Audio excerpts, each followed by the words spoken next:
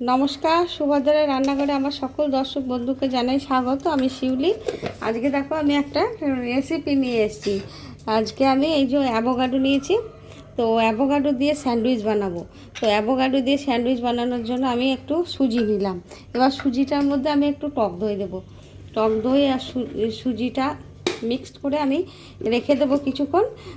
তারপর আমি কি করছি না করছি তোমাদের আমি দেখাচ্ছি। হ্যাঁ, সুজির সাথে এই যে টক দই দিয়ে এটাকে আমি মিক্স করে মেখে রেডি করে নিচ্ছি। দেখো সুজিটা আর এই দইটা আমি টাইট করে একদম মেখে রেডি করে নিয়েছি, এটা মাখা রইলো। এবারে আমি তোমাদের দেখাই এই যে অ্যাভোকাডোটা নিয়েছি, এটাকে আমি কেটে নেব। কেটে নিয়ে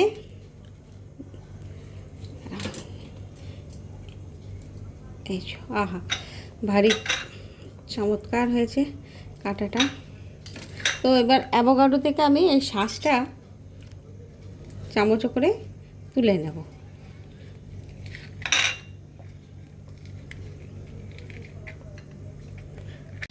দেখো আমি অ্যাভোকাডোটা পুরো একদম ম্যাশ করে নিয়েছি সুন্দর করে।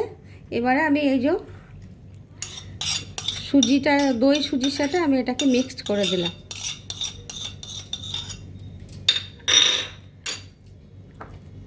এটাকে আমি মিক্সড করে নেব সুন্দর করে। আর এর সাথে আমি কিছু উপকরণ মিক্সড করব, সেটা তোমাদের দেখাচ্ছি। এটা হচ্ছে পেঁয়াজ নেব কিছুটা,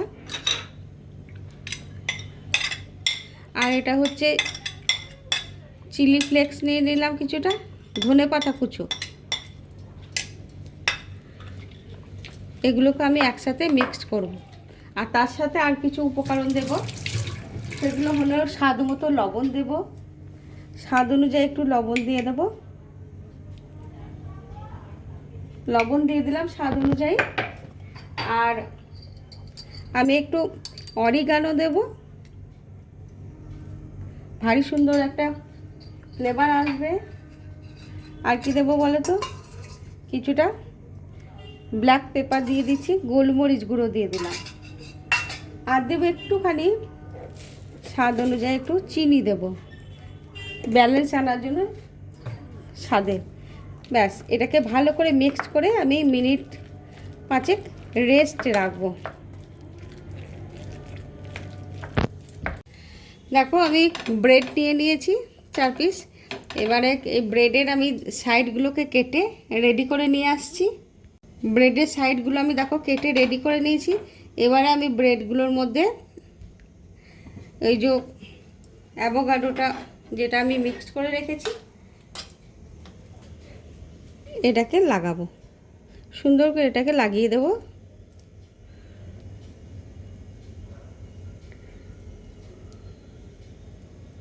এর মধ্যে বসিয়ে দিয়েছি, ফ্রাই প্যান বসিয়ে দিয়েছি। এবার আমি বাটার লাগিয়ে দিলাম, ভালো করে বাটারটা ব্রাশ করে দিলাম। এবার আমি ওই যে একটা ব্রেডকে দিয়ে দিচ্ছি উল্টে।